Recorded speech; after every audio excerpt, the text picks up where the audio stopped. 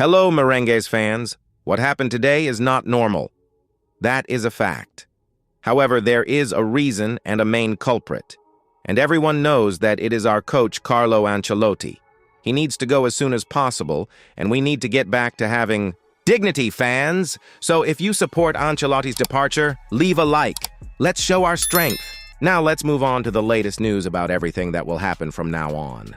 Before we dive in, make sure to hit that subscribe button and ring the notification bell so you never miss an update on your beloved Real Madrid. This is one video you definitely don't want to miss, so let's get straight into it. The Champions League quarterfinals haven't started the way any of us hoped. Real Madrid suffered a devastating 3-0 defeat at the Emirates Stadium against Arsenal in the first leg, leaving Los Blancos with a mountain to climb in the return fixture at the Bernabeu next Wednesday. Let's break down what happened. From the first whistle, we were completely outplayed by Mikel Arteta's men. The midfield, usually our strong point, struggled to gain any control, while our attacking trio barely threatened Aaron Ramsdale's goal. The real shock came in the second half when Arsenal's Declan Rice, who hadn't scored a single free kick in his professional career before this match, converted not one but two set pieces within just 12 minutes. His first effort curled beautifully into the top corner, leaving Courtois with no chance. The second was equally impressive, prompting even Kylian Mbappé to react with visible disbelief on the sidelines. To make matters worse, Mikel Merino added a third goal, cementing Arsenal's dominance and putting Real Madrid in a precarious position for qualification to the semi-finals.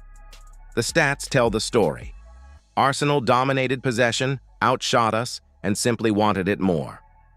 This performance raises serious questions about our tactical approach and the squad's readiness for the business end of the European season. In the aftermath of Tuesday's defeat, social media has exploded with calls from sections of the Real Madrid fan base demanding Carlo Ancelotti's immediate dismissal. Ancelotti out was trending across Spain within hours of the final whistle. Critics point to what they describe as tactical naivety at the Emirates, with many suggesting the Italian manager got both his starting lineup and substitutions completely wrong. This isn't the first time this season that Ancelotti's decisions have come under scrutiny, with the weekend's disappointing result against Valencia in La Liga also fresh in supporters' minds. That draw against Valencia has seriously dented our title hopes, and now this Champions League setback has many wondering if the legendary manager has lost his touch.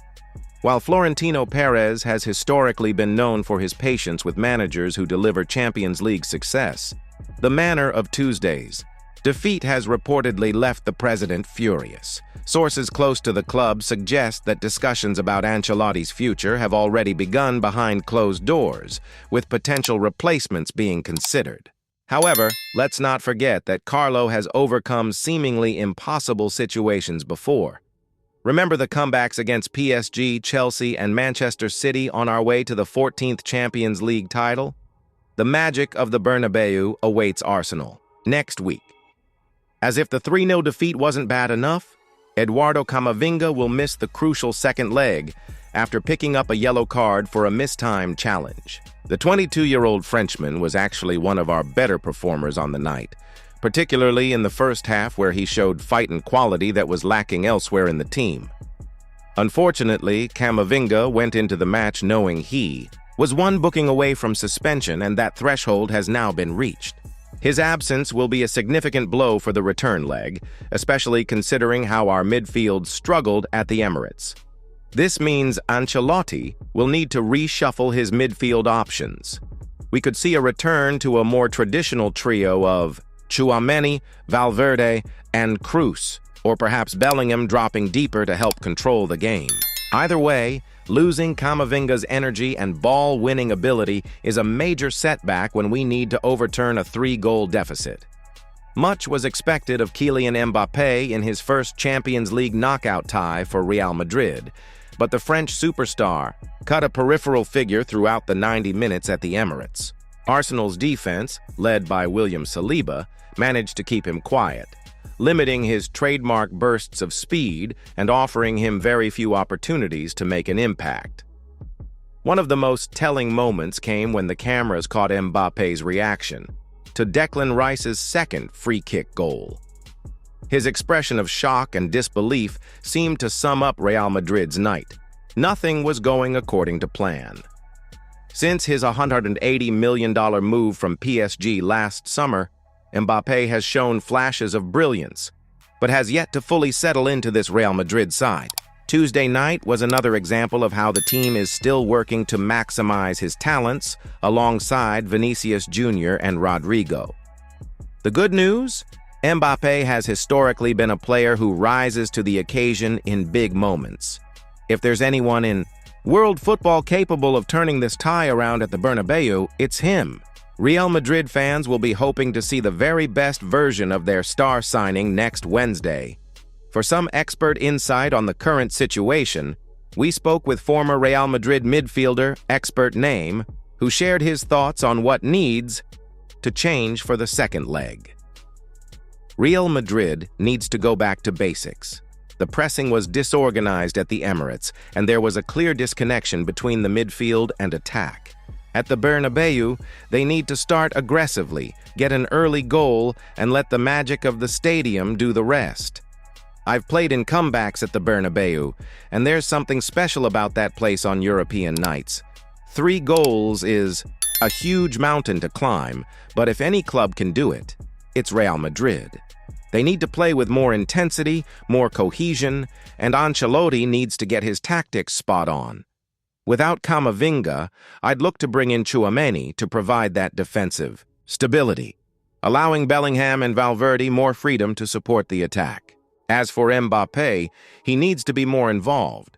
Arsenal did well to isolate him, but the team needs to find ways to get him in one-on-one situations where he's at his most dangerous. That wraps up today's coverage of the challenging situation facing Real Madrid.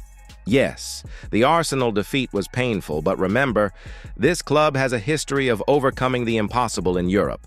The question now is whether Carlo Ancelotti can turn things around, how the team will cope without Camavinga, and if the magic of the Bernabeu will inspire another legendary comeback next Wednesday. What do you think? Can Real Madrid overturn the 3-goal deficit? Should Florentino Perez consider a managerial change? Let us know your thoughts in the comment section below. Don't forget to like this video, subscribe to the channel, and hit the notification bell to stay updated with all the latest Real Madrid news. We'll be back with more updates as we approach the crucial second leg against Arsenal. That's all for today. Please leave your comments below and hit the like button. Thank you for watching.